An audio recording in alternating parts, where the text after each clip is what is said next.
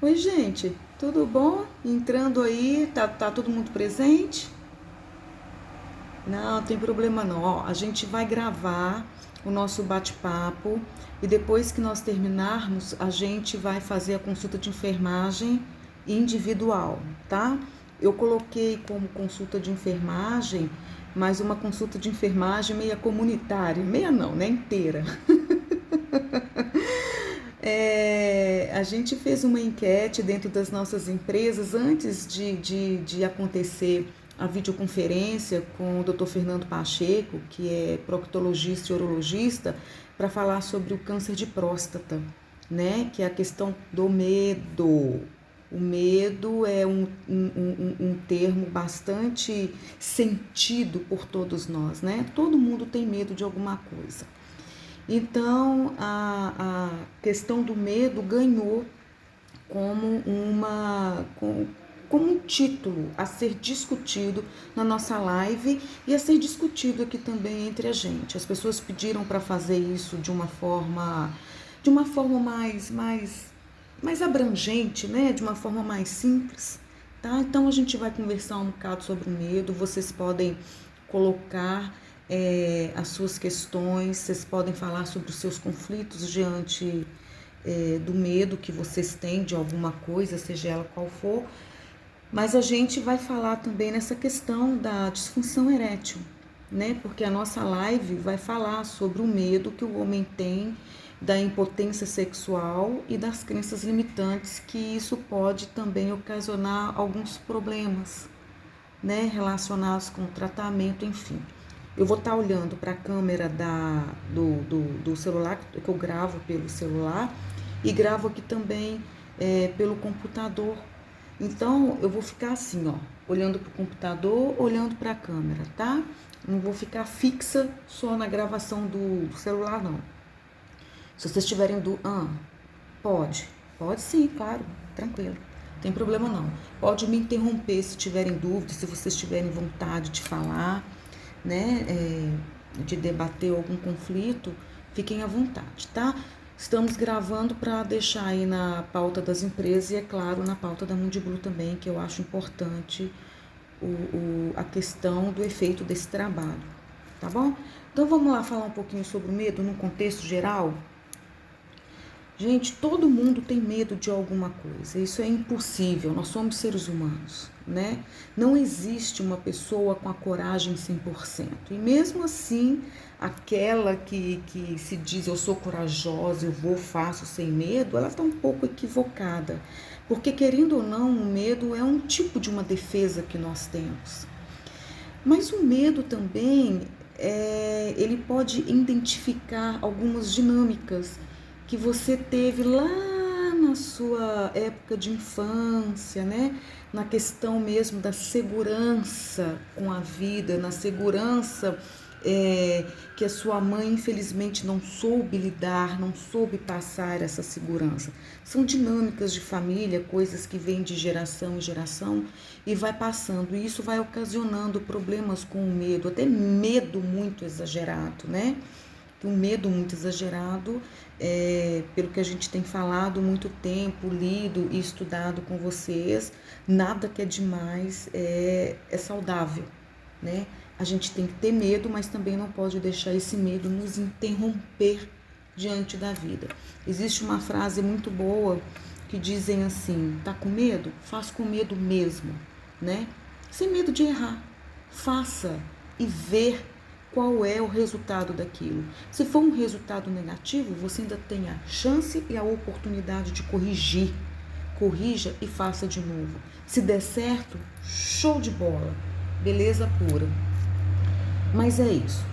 Nós, seres humanos, nós temos duas mentes. A mente consciente e a mente inconsciente. Vocês sabiam que o medo dentro do sistema, ele está relacionado com desejo? O medo é o desejo de alguma coisa? Ô, Silânia, você deve estar doida, né? Tá falando uma coisa, como é que eu tenho medo de alguma coisa e vou desejar aquilo? Lembre-se que eu falei sobre a questão da mente, né? Ela é inconsciente. Esse desejo, ele é inconsciente. tá? Então a gente tem que tentar prestar um pouco atenção nisso e ver que algumas situações, algumas dinâmicas que interferem por causa do medo na nossa vida indo para o futuro, porque pode ser algum desejo que a gente tem oculto aqui dentro da gente, né? É meio complicado da gente entender isso, né? Mas na questão do câncer, eu vou ter o desejo de ter câncer, não é a questão do desejo de ter câncer, mas é a questão de você ter a doença e tentar ficar próximo de um ente querido que também teve a doença. Você entendeu a questão do desejo? A doença e o medo faz com que você queira ficar mais perto de alguém que você ama muito, que teve a doença. Um pai que é falecido, por exemplo, por causa de um câncer de próstata, né? O desejo inconsciente. O medo da impotência sexual é o desejo, de fato, de não querer ter esse tipo de problema. Mas o meu desejo também é ter do meu lado uma pessoa que compreenda isso. Principalmente se tratando de um homem que é casado, que tem família, ou tem uma noiva, uma namorada e que tem uma vida sexualmente ativa, né? Então, o desejo basicamente vem daí. E a pessoa, por causa do medo e por causa desse desejo, ela tem essa insegurança.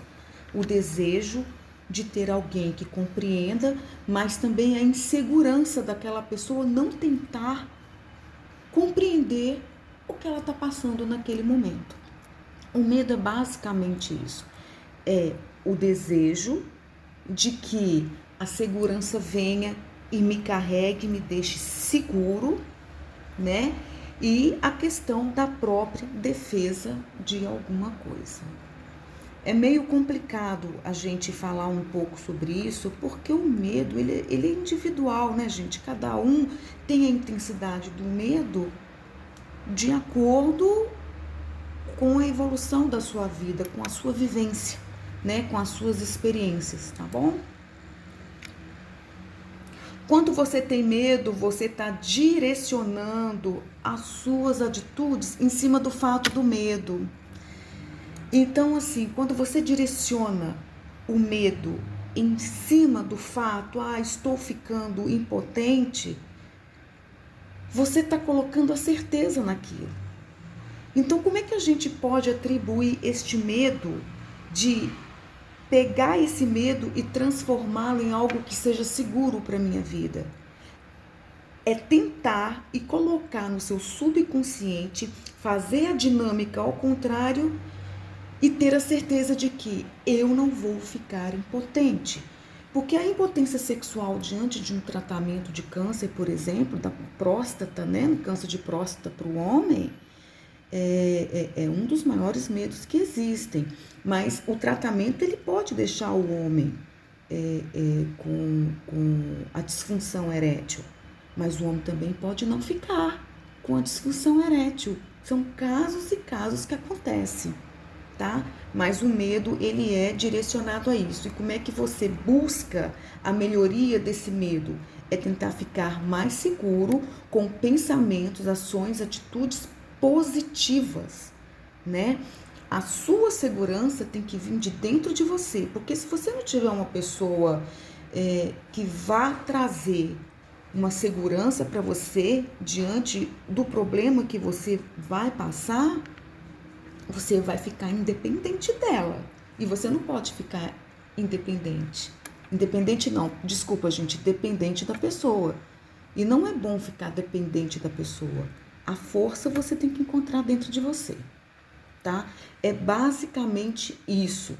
Então, o medo é uma defesa natural. O medo exacerbado é uma dinâmica doentia. Ela atropela a sua vida e não deixa você seguir, tá? O medo é insegurança.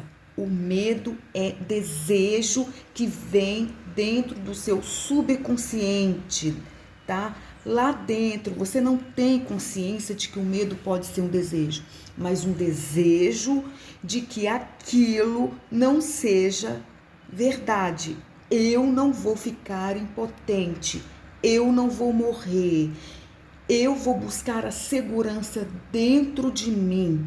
Eu tenho potencial para isso. Vocês entenderam? Tranquilo?